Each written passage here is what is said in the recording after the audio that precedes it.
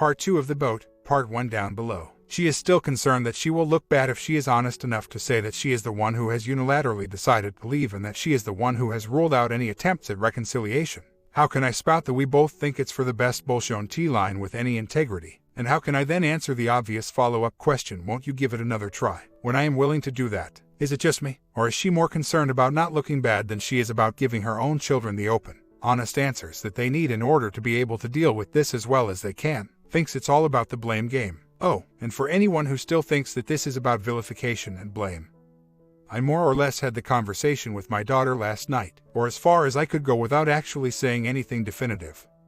And I praised my STBX to the skies. I told my daughter that no matter what, she was a wonderful woman and that I had nothing but respect and admiration for her. It's classic blame shifting. I'm the evil one because I am trying to make her look bad. Blah blah blah. How do you deal with that? Need to sort out a lawyer today. Also, I'm going to hospital later on for first of my rather frightening procedures. She doesn't actually want to come to the hospital to support me through it. Far too busy, apparently, but she wants to come picks me up afterwards. Is that just trying to look good without actually being bothered to do any good, or am I being too cynical? Just had a big moment. Just found out who the affair was with. A guy she was at school with and has been in contact with for a few years via the local non-UK version of Friends Reunited. I vaguely knew about him a while ago when she was delighted to have found him again. Clearly, they have been getting on like a house on fire. She has just cut him off absolutely dead and he has started desperately sending her lovesick messages via, shall we say, less secure routes. Don't know what to do, whether to show my hand by exposing right now or whether to keep this in my back pocket.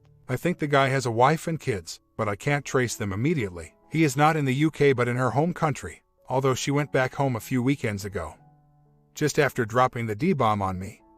And she saw him then. She actually spent a lot of time talking to me about the restaurant he was going to take her to. Showed me the website and everything. With hindsight, this was a poor liar's over-elaborate bit of distraction. I know that she was back in her parents' flat by around midnight, and presumably in his hotel room rather than the restaurant for the evening. My instinct is to bide my time now that I know it's over. It's not getting in the way of anything at the moment. I also want to see what, if any, leverage my lawyer can extract from it. My instinct is to insist that he gets named in the divorce papers and see how much that gets them running around in circles. I know that she is afraid of that because she made an odd out of the blue statement the other day about not dragging anyone else into this. It rang alarm bells at the time, but I wasn't sure who she was talking about. Meanwhile, I think his wife deserves to know, if indeed he is married. I'm working on it. Her BFF in her home country knew about all of this. They were all at school together. She's a bitter divorcee who is one of the cheerleaders who has been pushing my wife to jump for some time. Well, I'm going to try to get her ex-husband to help me track this guy's wife down. Some sort of irony in all of that. Another thing that has really upset me today. No, make that annoyed me. About 10 years ago my STBXW had an E at work. I stopped it, I think, just as it was going physical. Texts with photos sent late at night. Didn't see them. She claims it was just her hands. Protection, stolen from me. In handbag. The AP was a scumbag French guy who was just preying on young married women. Anyway, he left the company and the country almost immediately. So didn't mind crap on his own doorstep as he was on the way out. So all forgotten and in the past, or so I thought. Just found out that they linked up on LinkedIn in November. I have arranged for the AP to receive a message asking him whether he gave a second thought to the children he was harming when his selfish actions were causing their family to break up, catapulting them innocently into a whole world of pain and uncertainty. Whether he thought of his own children while he was doing that, and what his family will think when they find out. My STBXW has cut him off with no contact. Not sure whether she has done with him or whether this is on the advice of lawyers. She can be pretty ruthless when she wants to be. But this should keep him sidelined for a while.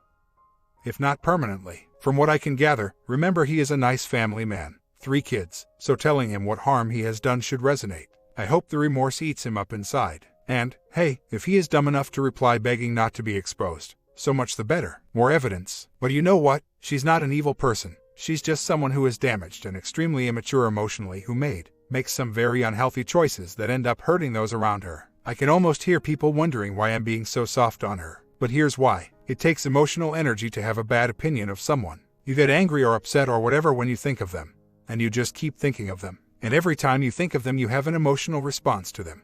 You remind yourself what a bad person they are and what they have done and you get upset all over again. Not only does that take energy that you could be using far more productively, but all the time you're stuck in this cycle of thinking and reacting and getting upset you are actually clinging on to that person. Far better to let them drift off quietly, thinking neither particularly well nor particularly badly of them and not investing any of your emotions at all in maintaining your view of them, or thinking about them too much. Just let them go. Easier said than done, of course, but that's my aim. I'm really just having a bit of fun with him as well as putting a blocking move on him to stop him coming back again. I just want him off the playing field, hopefully in a ditch somewhere feeling very sorry for himself and scared Shanti less of exposure. Having arranged for him to be sent a message saying that he had broken up someone else's marriage, I did wonder for a second about doing the same to my STBX, getting someone to send her a message asking whether she thought about the damage she was doing to his family. 2 reasons not to. 1. Outcome is too unpredictable. If I do something, I want to ensure that I can take advantage of it rather than just doing something purely to hit the guilty. And if I can't predict the reaction, then I can't capitalize on it. 2. I am still not absolutely sure about his family status. I called her on the PIA this morning. She came home last night with a face like thunder and was dark and broody all evening. Frightened the kids. I thought she knew that I knew. Anyway, the conversation was a classic of walk-away wife denial, blame shifting and rewriting of history. Although her ice-cold tone throughout was, well, chilling. She said that it was just a friendship. She had done nothing wrong. There was nothing wrong or inappropriate about it, and that she didn't even understand why I was getting upset about it. I said that our marriage didn't stand a chance whilst she was pouring her heart out to other men, and that I had no way of improving things when she was telling him and not me about everything that was wrong in our marriage. She said our marriage was already dead at that point anyway, something that was very much not the case based on conversations with friends that she was having at the time, and that I have subsequently learned of. Shrugs and denial. I knew what to expect from all my reading on here, but I still just couldn't believe it. I repeated something I had said before, that she had had an emotional affair. I told her to Google it. She turns around and says that she already had and that there is no such thing. She then ices coldly informs me that the law doesn't recognize an E, so that it doesn't matter. She then claims that her AP is now hassling her and that she has threatened to contact the police. I know her well enough to know that behind that frosty exterior is a whole world of pain. A little later she was giggling with my daughter and singing along loudly and brightly to pop songs. It was classic I'm pretending I'm okay even though I'm not behavior. I was just sitting there and listening, thinking a lot of this is for my benefit, but I know you're in so much pain inside right now. I'm ashamed to admit that part of me was, well, not exactly glad but satisfied, if that makes sense, to know that she was suffering. During the conversation I also let her know that this was the final straw as far as I was concerned and that I was through with her. She pretended she didn't care, said that we were already getting divorced anyway, so what difference did it make? But I would like to think that rejection still hurts, and that when you go from being the one doing the rejecting to being the one who is rejected, then everything changes. That's what lies behind the 180. Maybe I'm kidding myself, but the thought makes me feel better. Speaking of 180, I stepped that up last night. I put a series of post-it notes on my wall with things that I am going to do for myself. It's not in her face, but she will see it at some point, probably quite soon. But it's not just for show. The fact that I know that she will have seen it means that I have to follow through. And every time I do follow through on something on that list, then both she and I will know that I have just taken another step away from her and another step into my future. Edit. Oh, another piece of breathtaking denial and walk-away wife double think. She confirmed that he does have a wife and kids. So, I said that I hoped that she was glad that her actions were in danger of ripping apart 2 families. But no, apparently nothing she has done has damaged his family at all. On the other hand, if I name him in the divorce, then apparently I will be responsible for destroying his marriage. I just remembered those motivational tricks where if you tell lots of people that you are going to do something, then you are much more likely to do it, as you know that lots of people will think that you are very flaky if you do not. I just came up with my own version of it. Tell the STBXW that you are doing something to get over her. If you don't do it, then she wins double time. You have flaked on your commitment to yourself and you are still hanging on to her, and she'll know it. The idea of her laughing at you should provide more than enough motivation. I have to admit, though, that amongst all the items on the list there is one there that is listed just for her benefit. Something she never knew that I did. I just want her to ask me about it. Someone slaps me, please. I keep finding myself trying to convince myself that I am overreacting and that the EA was just a harmless friendship. He was in a different country and they were just texting each other from a distance, so where is the harm with that? Please shoot me and remind me how corrosive an EA is for a marriage, how trust has been breached, how damaging all the secrecy, how for every notch the AP goes up in the WS's estimation, the poor old H or W goes down 3 notches, and that trying to convince you that it was all just innocent, and somehow your fault for not being there, which isn't true anyway, is simply the latest in a long line of lies and manipulations. Please tell me that, because I'm typing those words, my brain knows that they are true and yet still somehow keep veering towards thinking that there was no real harm in it. Also, How long before a WW begins to come out of denial and to admit to herself that the E was emotionally significant to her? That it played a part in the downfall of the marriage, that it was an active choice that she made, and not an accident or something that she was forced into? And that it was hurtful and deceitful? Or will she just stonewall and say that she did nothing wrong and that I am pathetic to be upset about it? Actually, she won't have the chance to keep saying that because I am not going to raise it again. 180 all the way. I thought I would share a technique I have discovered when you just can't get her out of your head. 1. Focus right in on whatever it is about her, or him, that you are thinking about. That piece of jewelry, that dress, the smile. The way she does something, in the movie in your head. If you are visualizing this, zoom right in on that aspect. 2. If you can, change something about what you are focusing on. Change its color or its texture, or the way the hands move or the hips swing. 3. Now zoom right out again, but this time make whatever it is you are thinking about part of a completely different woman. So, if you find your mind wandering to that red dress, turn the dress blue and put it on a different woman. If you are thinking about that piece of jewelry you bought her, focus in on the jewelry, change it a bit, and then zoom out to an image of a different woman wearing it. If you are obsessing about her scent, focus in on it and then imagine some other woman wearing the same scent. I find this helpful and I hope others do too. I'm really dreading this weekend. Well, since our bust up yesterday, when I called her on the EA and I essentially told her that I was through with her, she has acted incredibly angry and hurt. Funny, since the divorce is what she wanted. Sure, is unhappy for someone whose wish is coming true. Has the dumper become the dumped? Is this an, oh crap, what have I done, moment for her? I'm just going through my 180 routine. Meanwhile, her long unexplained absence today, 12 noon until after 10 p.m., is upsetting the kids. I'm pretty sure that she hasn't had slept with anyone, and the EA, a P, is abroad. So, we seem to have the battle of the 180 today. She is resolutely cheerful, getting on with getting her financial records together. Also went to get her hair colored. Why am I still paying her money every month so she can look good for other men? Not for much longer, subject to what my lawyer says. I do find myself sadly remembering the good times, and I remember the sweet girl I fell in love with.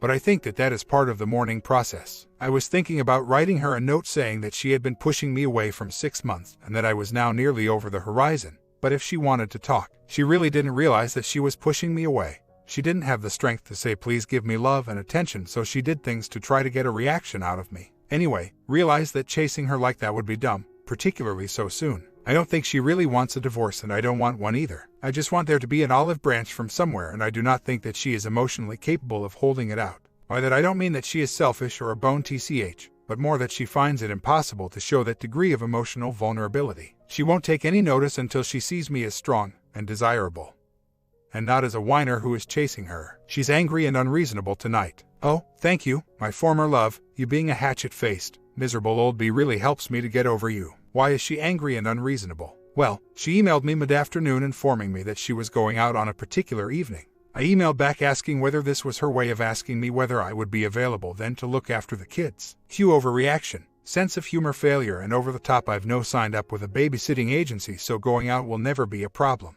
All you had to do was ask politely. Not that hard, is it? Was I really that much of a walkover when we were married? Not sure I was, but I'm certainly not now. It really is over now. So, she lies in bed last night for 2 hours quite blatantly texting some other guy. Finally, just after midnight, when I have been trying to sleep for 45 minutes, I grab the phone. Big bust up. Ugly words, mostly from me. I refuse to give the phone back. She says that this is threatening and intimidating behavior. Eldest child hears, gets incredibly upset. Anyway, after everything calms down after some considerable time and we lie in bed together and start talking, she paints this picture of me as a horrible, intimidating, controlling freak. Apparently, I control the length of her skirts, might have made a comment once.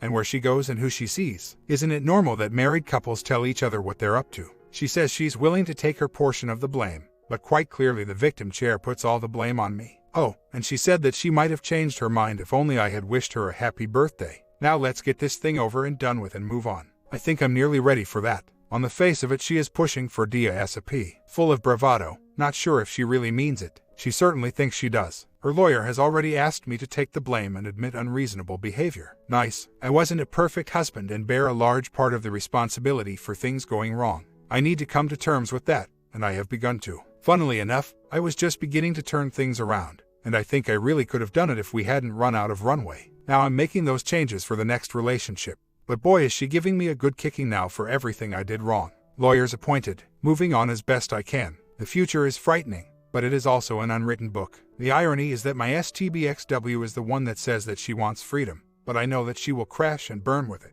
She will have very little money, and although she dreams of finding the love of her life, in fact her heart is so closed off that all she can do is suck love out of someone else rather than really loving someone in return. And as soon as things get a bit rocky, then all the closing down patterns that I lived with in our marriage will return and the guy will run a mile. I used to be like that, but I have learned to love myself and therefore to risk my heart. She can't even connect with her own kids during this very difficult time. It's heartbreaking. I'm just a little worried about money. My financial situation is not very stable at the moment, but I have no incentive to go out and find a well-paid job just at the moment. But I will cope and I will survive. I will breathe the air of freedom and I will flourish. The irony is that she thinks she has really changed and that she is just getting rid of the negative things and people in her life, like the marriage and me, in order to let her soar. What she doesn't realize is that the really brave decision, the decision someone who really had discovered themselves and opened their heart would have made, would be to try to make the marriage work, to actually make some changes rather than giving up and running away. I have asked her several times now, so, you were in this marriage that you hated. What did you do to make it better? The only honest answer I got was I didn't do anything.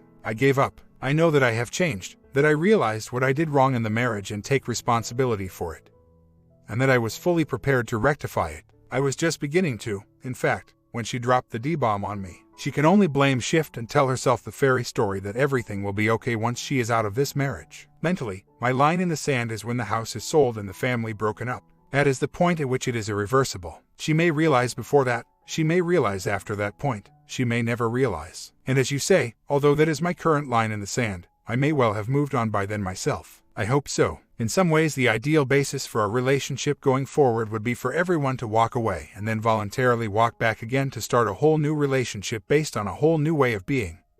Everyone having realized what they miss. But there has to be a genuine moving on and walking away first. And of course, the likelihood of it happening is pretty low, and hanging on to the hope that it might happen pretty much makes it zero.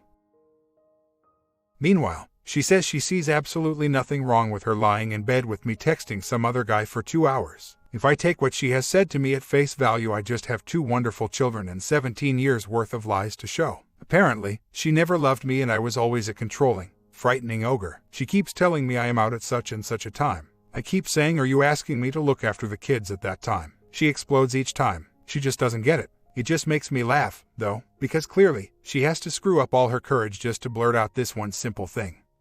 And it comes out as a strong instruction rather than as a reasoned request. Why can't she just ask? It's really bizarre how they rewrite the past to justify their decisions, and why they feel the need to. Problem was, she married me on the rebound from the love of her life, who, she claims, her parents prevented her from marrying. I thought she had forgotten that, but maybe not. Or maybe she kept comparing the in-love rush she got during their brief, uncomplicated fling with how she feels about me after 17 years. She seems desperate to feel that again. She is a typical walk-away wife who has convinced herself that all her problems will be over as soon as she is rid of me, the fog, and of course, to justify this she has to paint me as the devil incarnate. I'm thinking about buying some horns. I did things wrong in the marriage. I was depressed, and that doesn't make for a lot of joy in a relationship. I recognize that, I own it, and I take responsibility for it, even though it was a medical condition. Although she says she is prepared to accept responsibility for what she did wrong, it sounds like in her head she has written herself the perfect victim script, and of course it's all my fault. Wondering whether relationship with OM, the one she texted for 2 hours the other night, is more serious than I thought. Daughter went to see her in bed last night. She was texting again, and incredibly she didn't even stop to comfort a clearly upset daughter. And when the daughter asked her about the OM, it wasn't, oh, he's nothing, or you're more important than him. He's not anything in my life right now, but rather, I can't discuss it now. Perhaps it really is just a little budding romance, and she is deluded enough to think that she has met her soul mate. Stranger things happen in the walk-away wife fog. But you know what? I really genuinely don't care. I think about it and I don't even get the slightest pang of jealousy. And I am quite a jealous person. I just want to know how it will affect the kids or the settlement. Moving on, I am drawing a lot of comfort from my kids at the moment and my daughter from me. My son still doesn't know what's going on, but he will do soon. I am getting closer to my kids and my wife seems to be driving them away. I take no pleasure in it, as my kids need 2 parents and the love of 2 parents. But she is so cold and self-absorbed that she just doesn't seem to be able to connect with them. She's planning on taking my daughter shopping to try to buy her affection. That's the way our D sees it. But she just doesn't understand that that isn't what her own D wants. She's so self-absorbed that she is pushing everyone else away, crying tears of self-pity when she is the one who has instigated this whole thing, and she is putting everyone else through hell in order to get the freedom that she wants. A quick romance that crashes and burns may just be enough to bring her back to her senses. Or perhaps not. Perhaps it will just be another thing that is everyone else's fault but hers. And of course especially mine for ruining it somehow. Anyway, I'm getting to the point now where even if she said to me I've been a real idiot and this has all been a terrible mistake, can we try again, please? I'm not sure that I would want her back. I really don't know what's happening with her. All I have to go on is the text bombing. At one point between texts I saw her carefully, looking back at the text that they had just exchanged whilst awaiting his reply. Also, she was out all last Saturday, noon till 10 p.m. and has announced her intention to be out all this Sunday. Looks like a budding romance that is moving swiftly ahead, but what do I know? Let's hope it goes from initial excitement to I'm not sure we're right for each other heartbreak very quickly. On a brighter note, just had lunch with an old mate and told him everything. He is possibly the nicest, most open and warm-hearted bloke I know. One of those people it is just impossible not to like and not to feel good when he is around. He told me that he only became that way as a result of his divorce from his first wife.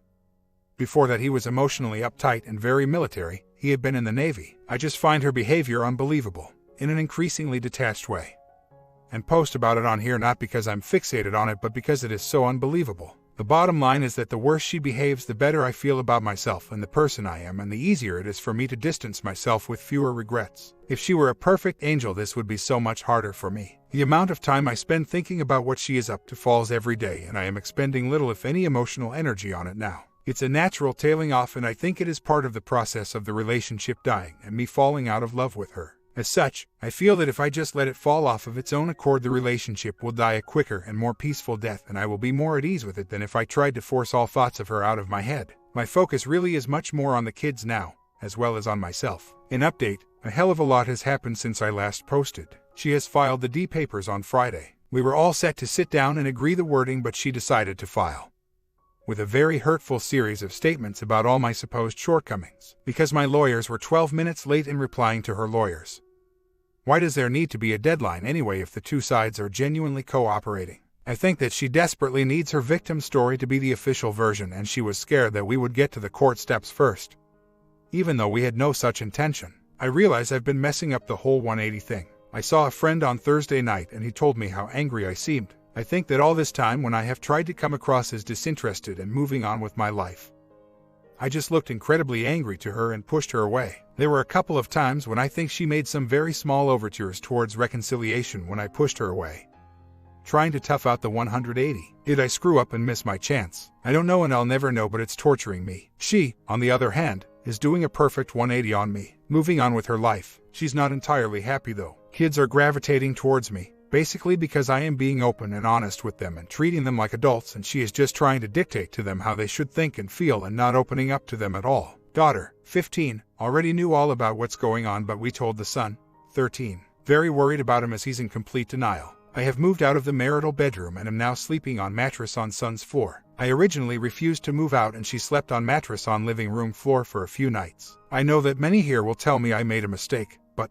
1. It's less disruptive for the kids. She was going to switch their rooms over so that she could sleep with daughter in big room. 2. It's one less victim card she can play. Hard to feel too sorry for yourself when you have about a quarter of the entire surface area of the house to yourself between your bedroom and a suite bathroom. It really doesn't matter to me too much where I take a shower. 3. It isolates her and brings me closer to the kids. She's gone off for the day, as she did for the whole of last Sunday. Half of me thinks it's 1OM and half of me thinks that it's just a social group that she's joined for activities around the city. Again, I know that many on here will tell me to find out. But 1. I don't really see the point. 2. That seems to be against the 180 principles. It explicitly tells you not to spy. And 3. Apart from following her and leaving kids alone, there is no way to find out. And I would almost certainly be spotted following her. My lawyer tells me that she will have to reveal some details of any new relationship fairly soon anyway. So where does that leave us? She is still fully fog-bound, possibly seeing someone else. The dream of that freedom and that great love that is going to come into her life post-divorce is alive and kicking. I am hurting more than ever. Thought I was getting over her, but today it really, really hurts. And the divorce battle looks like it is starting to heat up. She has told the kids she wants them to live with her and only see me every other weekend, so she can go romancing. No doubt, kids want a 50-50 arrangement. So, feeling like an idiot, having messed up 180 and possibly chances for reconciliation, and feeling very low. Today is a bad day, the worst so far, in fact, which has really taken me by surprise. But we all have bad days. Tomorrow will be better. Anyway, just dropped a little guilt bomb into her fog-ridden day out. Whether that is innocent distraction activities with supportive friends or spending the day in bed with someone, I still have no clue. We need to tell our son's school about what is going on, so I just sent her a draft of the email I will send them. She can now spend her afternoon of freedom thinking about the effects of her actions and decisions. Oh. Sorry, forgot it was all my fault in Fogland, on our son. Enjoy. I'm going to go hang out with my son whilst she is doing things for herself. My comment, part 3 will be the final ending. I believe OP can turn his life around. Do you guys believe that? Let's find out in the ending.